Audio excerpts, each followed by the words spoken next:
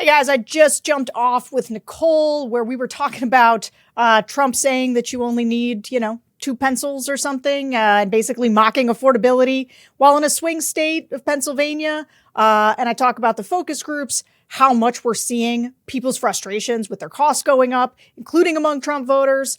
So it was a great spot. But the best thing about it was I got to do a whole thing with Martina Navratilova, who was working on a Home of the Brave video that we launched today. But it was cool to be on with Martina, listen to her talk about growing up in an authoritarian regime, and how she's seeing those things now here in America and talking about why she's speaking out. So go check it out. It was a good one. Sarah, how is this playing with voters? This seeming, well, I wouldn't even say seeming, Trump telling the country that he keeps taking a cognitive screen and acing it. How's that playing? Well, look, I think I'm actually seeing sort of a funhouse mirror with Trump and Democratic voters like I was seeing with Joe Biden and Republican voters, right? Like Democratic voters think he is insane and has dementia and are very sort of tracking his cognitive decline, like the fact that he's falling asleep during meetings. So Democrats are on this the same way Republicans were on it with Trump. But what's funny about Trump this time around, Trump often has a really good kind of lizard brain for how to sort of move on from conversations he doesn't like, to change the subject. Sometimes, though, he gets caught in these loops, and he's doing this more and more, where he doubles down or raises the salience of an issue that he would be better off just changing the subject away from. And so him sort of digging in on, no, I'm taking cognitive tests is just bringing more attention to the fact that people are talking about his declining health, his declining mental acuity. And I think that it's clearly something that is bothering him because he seemed to, he can't stop talking about it. And so all it's doing is having a Streisand effect with voters where they are more and more now engaged in the idea of maybe things are really falling apart for him. But of course, Republicans are still defending him on this. And they also do the what about thing. Well, what about Biden? And I think overall, though, especially with swing voters, they'll just tell you, we've got a gerontocracy in this country. Our leaders are too old and we need a new generation of leadership. Yeah, it's funny. Like in the funhouse mirror with the Democrats is Donald Trump, because the only person talking about it on the national stage incessantly, as you said, is Trump. Let me show you what he's saying, though, on this term of sort of picking his own political scabs. Here he is about affordability, describing it once again as manufactured, as a hoax. But they have a new word. They always have a hoax. The new word is affordability. So they look at the camera and they say, this election is all about affordability. Now, they never talk about it, and I can't say affordability hoax because I agree the prices were too high, so I can't call it a hoax because they'll misconstrue that. But they use the word affordability, and that's their only word. They say affordability, and everyone says, oh, that must mean Trump has high prices. No, our prices are coming down tremendously. Now, that's a lie, and people know it's a lie, but it isn't even on this political problem of affordability. It isn't even his only lie or deflection. Here he is with his other formulation, where he's just sort of shopping material. This is him basically saying, you can do without. This was about dolls. I have no higher priority than making America affordable again. That's what we're going to do. And again, they caused the high prices and we're bringing them down. It's a simple message. You can give up certain products. You can give up pencils. Because under the China policy, every child can get 37 pencils. They only need 1 or 2. They don't need that many. But you always need steel. You don't need $37 for your daughter. 2 or 3 is nice, but you don't need $37. So you can tell where he was reading the part he was supposed to read. I have no higher priority than making America affordable. And then when he just, politically wet the bed and said, you don't need any dolls or pencils, I mean, I guess we just hope that Susie Wiles is right and Donald Trump is out there on the ballot in the midterms. Yeah, there's nothing like a groggy sounding billionaire telling you need fewer things going into Christmas. Here's the thing about Trump and this affordability problem. Voters absolutely know this is Trump's economy. They are trying to do this thing where they say, oh, well, we're digging ourselves out of the terrible Biden economy. Even if Republican voters are up for kind of saying, well, Trump has a big mess to fix, we've got to give him some time. Nobody thinks things are getting less expensive. Everybody knows prices are going up. It is the number one thing I hear from Republicans, independents, Democrats. Everything is too expensive. The other thing they know is that one of the reasons it is more expensive is because of Donald Trump's tariffs. Like, because Donald Trump made such a big deal about the tariffs, because he talked about them so relentlessly, he owns the tariffs and he owns this economy. There is no passing the buck. I do not hear from voters saying, well, this is all Joe Biden's fault. Like, even the ones who like Trump, who thinks that they need to give him more time, are kind of rubbing their hands together saying, boy, I thought things were going to get better faster. Yeah, I know he needs time, but the tariffs are not helping things. And so this is an Achilles heel like Donald Trump has never had, not just because things are so bad for people, but because it is on the issue that they hired him to handle. They believed the Trump salesman selling them the Trump steak, the Trump university, the Trump, hey, I'm going to lower your grocery prices on day one.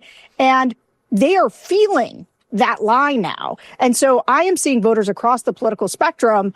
And they see the contrast of, is he protecting the billionaire class through Epstein? Why is he building a ballroom? Why isn't he focused on the economy? This is what I'm hearing from voters. And it's become, you and I talked about this many, many months ago. And I was like, there's starting to be this little bit of buyer's remorse on the economy. It has now reached a fevered pitch. And he owns it entirely. The twin pillars of his second term, Sarah, are mass deportations and the tariffs. And both of those make the economy worse, not stronger. Yeah, I mean, Donald Trump's only way out on the affordability issue is probably if the Supreme Court saves him by striking down some of the tariffs. That is the only way that the economy is going to improve before the midterms. And I want to go back to something you were saying about Susie Wiles saying she wants to put Trump on the ballot. And I am like, please, God, put that guy on the ballot. Because, when Trump is actually on the ballot, like in a general election, and he pulls out a lot of these Trump-only voters, that works. That works in these big elections. In an off-year election, when the structure dramatically favors Democrats, and I don't just mean the political environment where people are frustrated, I mean structurally now, Democrats do much better in these off-year elections, and so they have these structural advantages. Those people that turn out in midterms, they disdain Donald Trump. They despise Donald Trump. And even if you, let's say, kind of like Donald Trump, but you're upset about the economy, you just stay home. Like, if we go into 2026 with an economy like this or worse, it is going to be an absolute bloodbath. And I don't know whether Susie Wiles is trying to shine Trump up there by saying that, because she's on the skids with him a little bit right about now. But that is an insane proposition to have him go out there and give speeches in swing states like Pennsylvania, where he's saying, you should probably just buy fewer things. Affordability is a hoax. It's a con job. Do you know who loves that? Josh Shapiro loves to hear that, governor of Pennsylvania, because he is going to have a blowout victory in that state if Donald Trump keeps showing up to tell people that he doesn't care about affordability. It's been 50 years since our next guest, tennis legend and icon Martina Navratilova, defected to the United States from the former Czechoslovakia. Now she says she's, quote, pissed off as hell about what Donald Trump is doing to America. And she is sounding the alarm about the totalitarian warning signs, threats against free speech, capitulation, and the danger of doing nothing. Here's her brand new ad for the Home of the Brave campaign launched by our friend Sarah Longwell to elevate Americans who refuse to be silent. Watch. I'm defected from a totalitarian regime, and like hell am I going to be cowed again and have to be careful about what I say. So I left my country in 75. I was 18 years old. My goal in my life is to become number one. I want to play as much as I can, and I didn't get this chance while being under the Czech government. So I didn't see my family for 5 years. It was a one-way ticket, and that was very scary. So when I defected and I was able to say anything I wanted to, I did. I'm so proud to be an American, but I'm embarrassed for what Trump is doing to our country. I am pissed off as hell about people capitulating to Trump, whether it's the legal firms or schools, politicians or companies. We are too big to fail if we stand together, but divided, we fall. And that's what Trump is counting on. Chaos, fear. This is the freest country in the world when I defected in 1975. If this was the situation for me now, I would definitely not choose to live here. My fear is that people are just too complacent, too scared, and thinking that they don't matter. I wonder if you could just talk a little bit about the psychology of capitulation and silence and indifference, which seems to be what you're getting at. All three.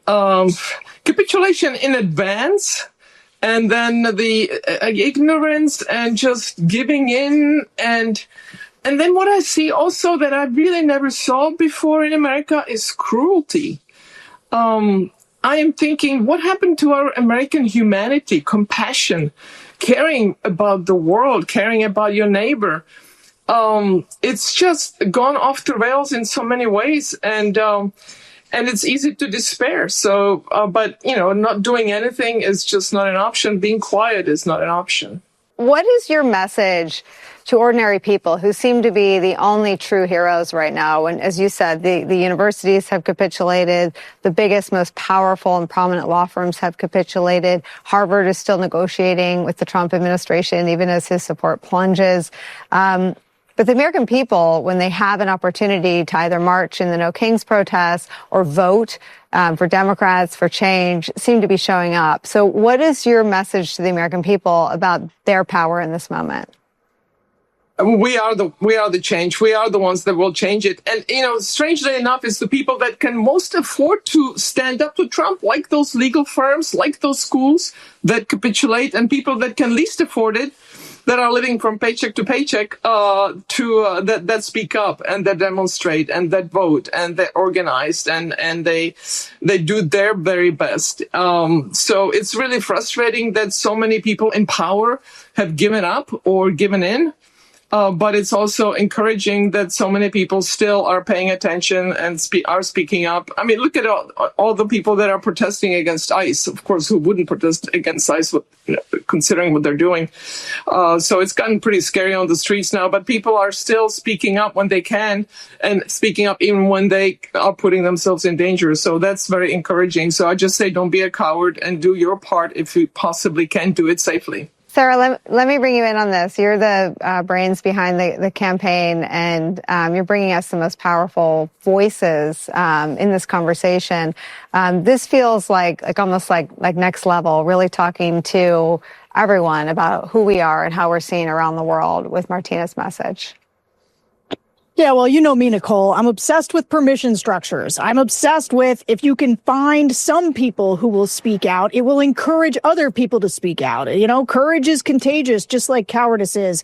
And when you find somebody like Martina Navratilova, I've been watching her for a while. I was a, female athlete, played sports in college. And so she's a hero. She's an icon. And to have I was watching her and what she was saying on X and Twitter. And we had some mutual friends and I was like, would she be willing to say something? And she was like, absolutely, yes, I want to speak out. And I was so encouraged because the way that we're going to make this happen, right? The way we're going to build the permission structures for other people to speak out is by them seeing people do it, especially people who are heroes of theirs. And what I find so inspiring in the video is like, America used to have so much pride in the idea that somebody who was from a totalitarian regime would want to come to America. Like, we were the safe space, right? Like, we were the place you would come and say, I'm going to be one of you now because I can't do my thing back where I was because they don't have the same rights that you guys do in America. That's what made us proud. And so to have somebody who's seen what it looks like to be in a totalitarian regime and say, what is happening right now in America is scary, that's the kind of thing that wakes people up. And that's the mode I'm in. How do we wake people up? How do we shake them out of their complacency? How do we get the people who are the most powerful to recognize that their silence is complicity and they should speak out too? And so I just want to applaud her and I appreciate her participation.